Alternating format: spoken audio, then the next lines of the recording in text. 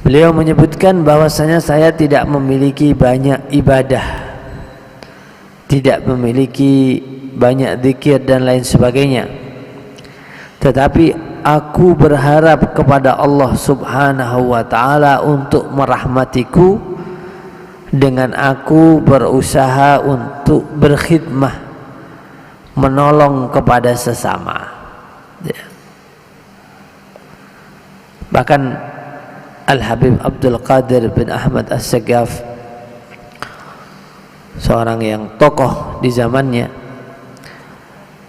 beliau menyebutkan amal soleh, amal perbuatan yang paling kuat, yang paling bisa yakhtarikul hujub, merobek daripada hijab seseorang dengan Allah Subhanahu wa ta'ala, bisa meninggikan derajatnya, sehingga disebutkan yakhtarikul hujub. Yakhtarikul hujub itu menembus batasan-batasan, menembus hijab, jadi kedudukannya sangat tinggi.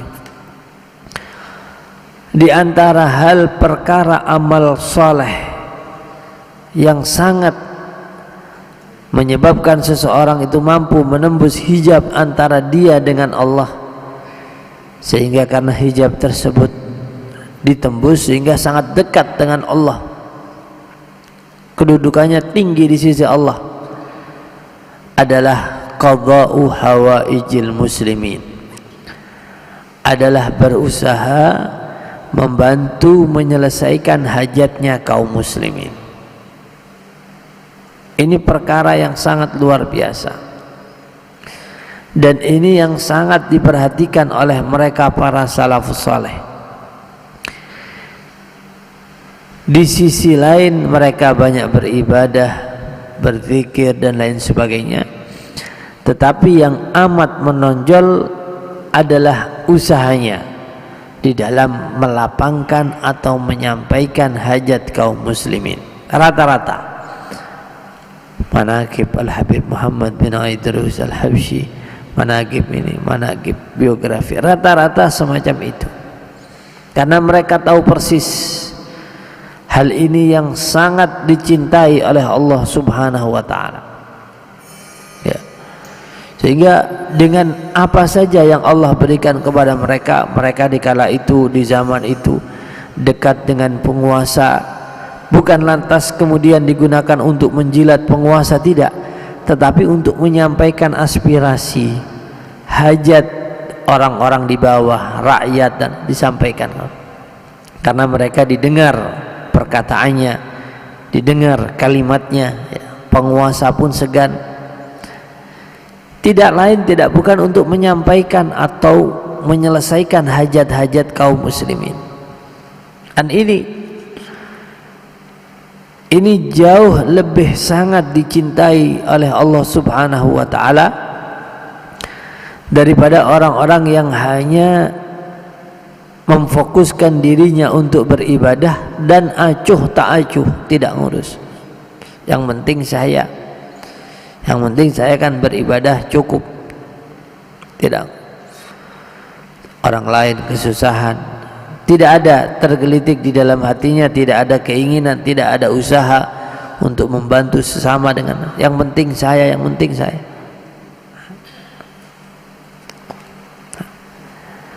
Oleh karenanya Rasulullah sallallahu alaihi wasallam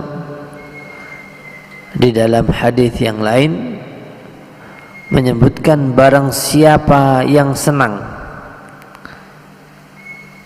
agar Allah Subhanahu wa ta'ala selamatkan daripada ketakutan di hari kiamat, maka hendaklah ia lapangkan an mu'sirin, daripada orang-orang yang kesusahan, terlilit hutang, au yadha'u anhu, atau jika dia mampu untuk merelakan saja hutangnya. Melapangkan saudara kita kaum muslimin tentu saja dengan berbagai cara, dengan berbagai hal yang kita bisa. seseorang yang mampu dengan hartanya, misalnya orang yang terlilit hutang, ya, dia mampu, hartanya berkecukupan. Ada orang yang berhutang kepadanya, kok belum bisa bayar, ia tangguhkan, ya sudah, kasih waktu untuk. Atau bahkan mungkin yadha'u anhu, ia relakan daripada, ia bebaskan hutangnya. Bukan cuma-cuma hal itu, bukan sia-sia, tetapi hal itu akan Allah berikan daripada pahala yang besar untuk melapangkannya kelak di hari kiamat.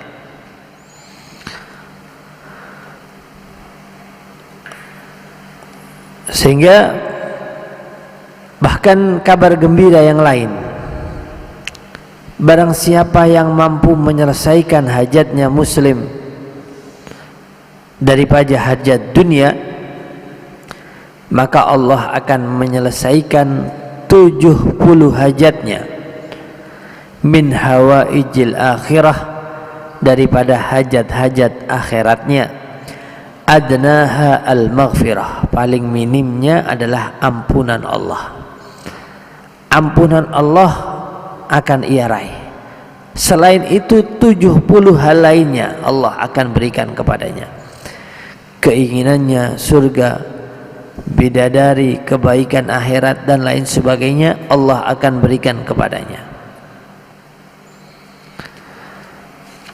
Kemudian setelah itu Rasulullah sallallahu alaihi wasallam menyebutkan, setelah yang tadi beliau alaihi salatu wasallam menyebut yang melapangkan saudaranya yang muslim, begitu pula memudahkan urusannya. Wa man yassara ala mu'sirin, barang siapa yang memudahkan atas orang yang berhutang. Ay man rakibahud dain, orang yang terlilit hutang, seperti yang tadi kami sampaikan, kesulitan untuk ia melunasinya.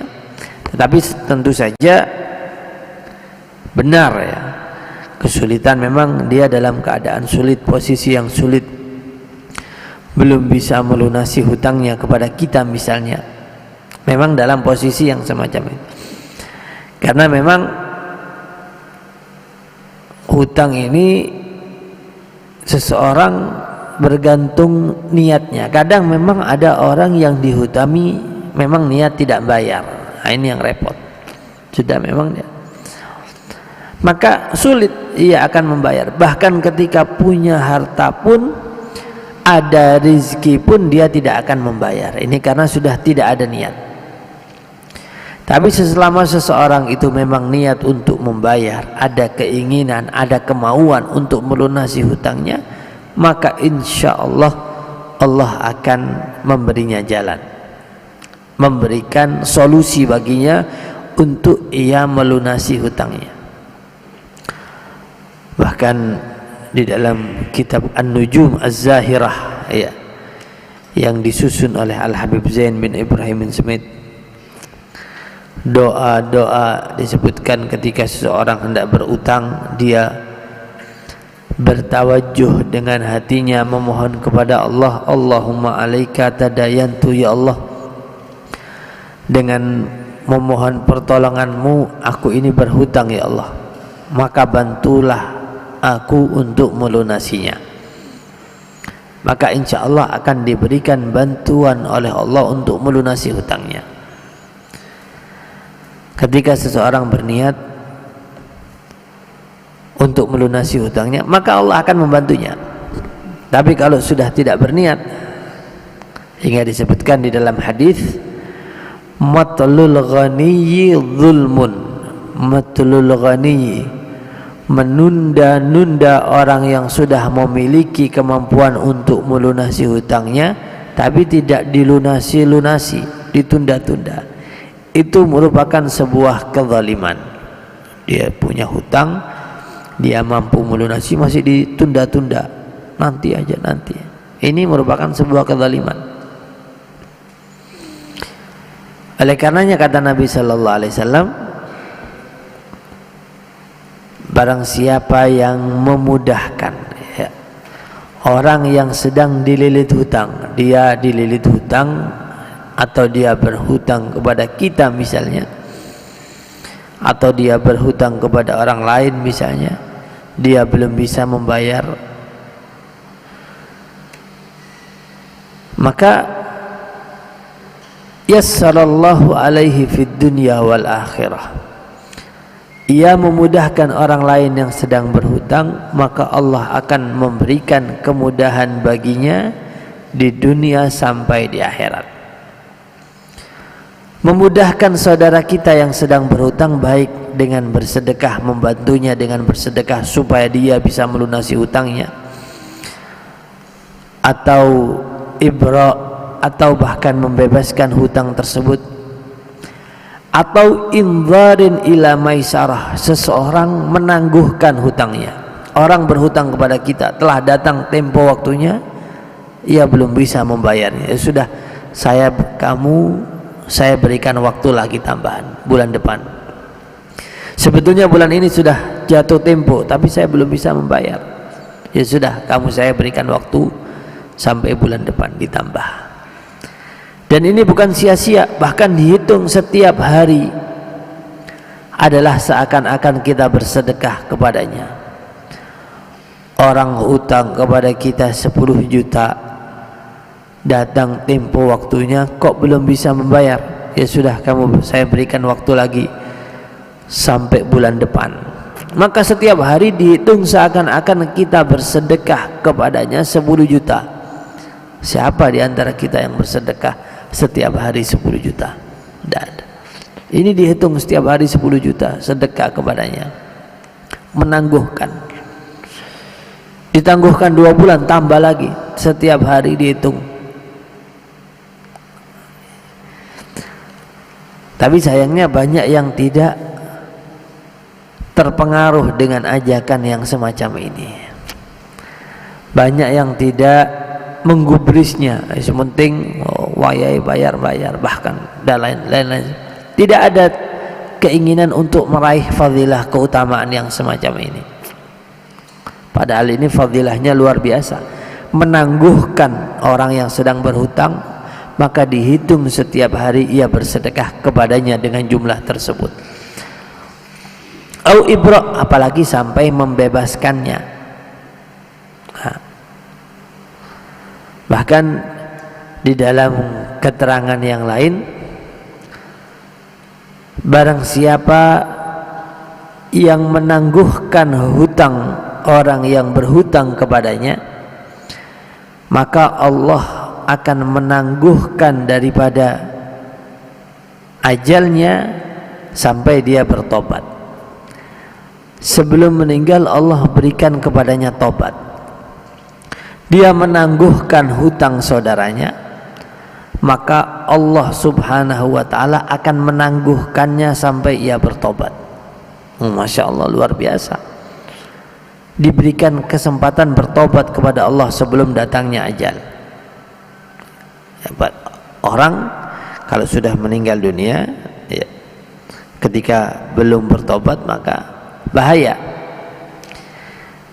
Akan tetapi ketika ia menangguhkan, sering membantu orang lain menangguhkan hutang, maka Allah tangguhkan dia, tidak disiksa, tidak, sampai dia bertobat. Jazaan wifaqa, karena balasan yang setimpal atas perbuatannya.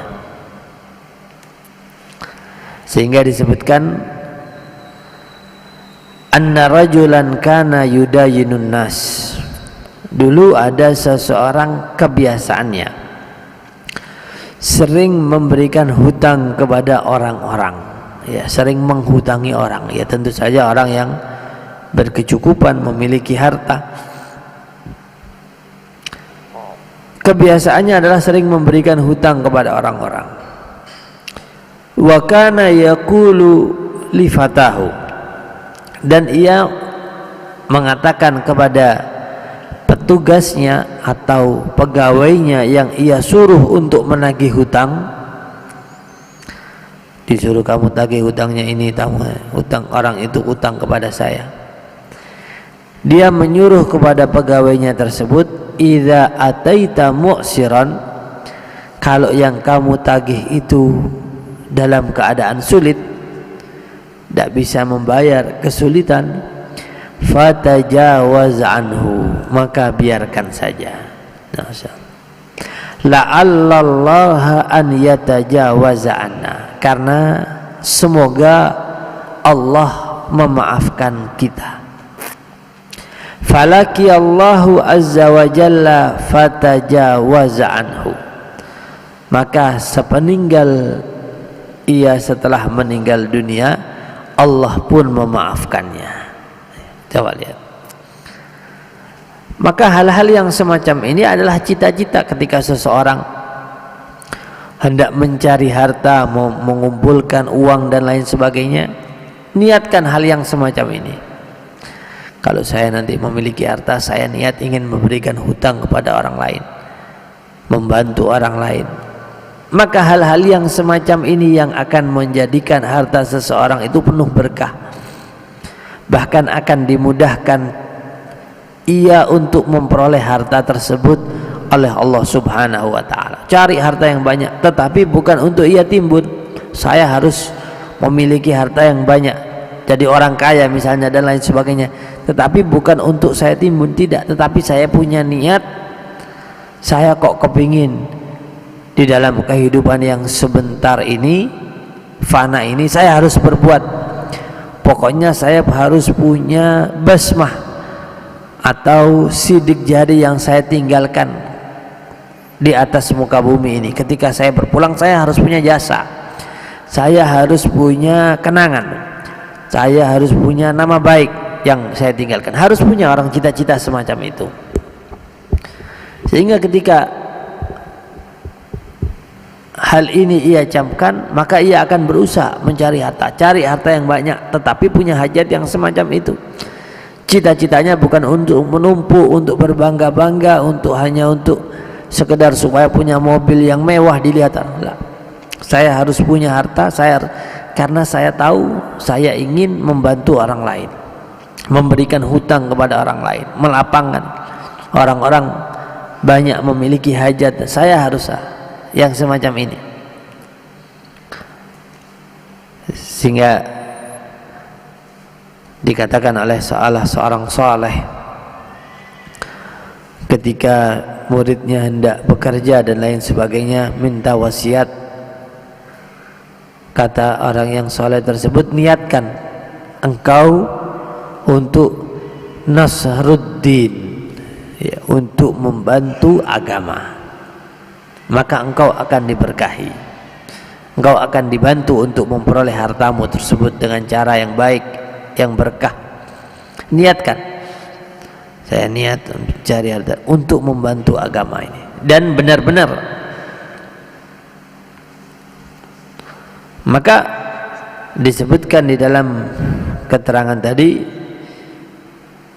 yang diriwayatkan oleh Al-Imam Bukhari wa Muslim daripada sahabat Abu Hurairah, lelaki tadi yang kebiasaannya semacam itu, sudah, kalau kamu tagih kepada orang-orang itu, maka kalau ada orang yang kesulitan, sudah biarkan saja. Semoga Allah memaafkan saya. Dan ternyata itu yang ia peroleh. Allah memaafkannya ketika ia berpulang ke rahmat Allah Subhanahu wa ta'ala. Hingga disebutkan oleh para ulama, hadis ini barang siapa yang memudahkan ala mu'sir, orang yang sedang kesulitan. Mu'sir seperti orang yang terlilit hutang. Kalimat mu'sir di sini orang yang kesulitan, bukan hanya orang yang kesulitan di dalam melunasi hutangnya saja, karena umumnya yang dikenal seseorang yang mu'sirun itu orang yang terlilit hutang dan tidak bisa membayar. Tetapi dikatakan para ulama, kalimat mu'sirun di sini bukan hanya orang yang kesulitan di dalam melunasi hutangnya, tidak mampu atau pailit, tetapi di dalam cakupan yang lebih luas, mencakup, menolong semua orang yang di dalam kesulitan kepayahan, kesulitan untuk melepaskan dirinya daripada kesusahan tersebut. Mencakup usaha seseorang untuk membebaskan seseorang yang dipenjara karena kezaliman penguasa di kala itu. Dulman, dipenjara bukan karena ia berbuat salah, tidak, dipenjara dulman, dalam keadaan zalim. Dia dizalimi sehingga dia dipenjara, dizalimi dia. Bukan karena memang maling misalnya, bukan karena memang koruptor misalnya, bukan. Dia soleh, tapi sebagaimana sudah menjadi sejarah semacam itu, orang-orang yang teguh di jalan Allah tidak lepas daripada ujian dan cobaan, bahkan penjara, bahkan dibunuh dan lain sebagainya. Maka termasuk daripada memudahkan daripada mu'sir, orang yang dalam kesulitan, adalah usaha seseorang untuk membebaskan ketika ada saudaranya yang muslim dipenjara atau ditahan dalam keadaan ia terzalimi, ia dizalimi, dia tidak berbuat salah, ya kita tahu dia tidak berbuat salah dan lain sebagainya, dia dipenjara, ditahan. Maka kita berusaha melobi, misalnya kita punya jabatan, kita kenal dengan orang-orang yang semacam itu, kita kenal dengan penjara, kita kenal dengan dan lain sebagainya.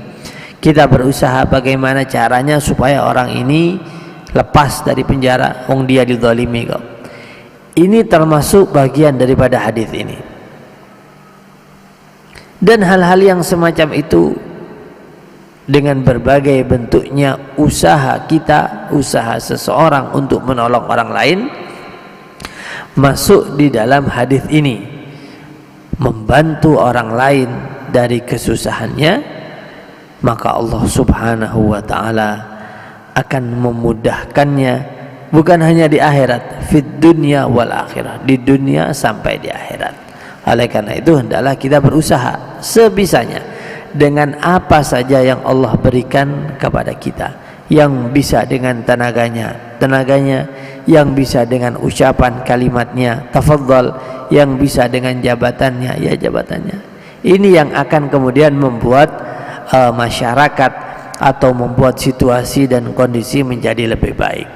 Tapi kalau sudah acuh tak acuh, tidak ada saling membantu, tidak ada amar ma'ruf nahi mungkar, semuanya nafsi-nafsi, maka akan menjadikan malapetaka di dalam kehidupan kita di dunia, apalagi sampai di akhirat.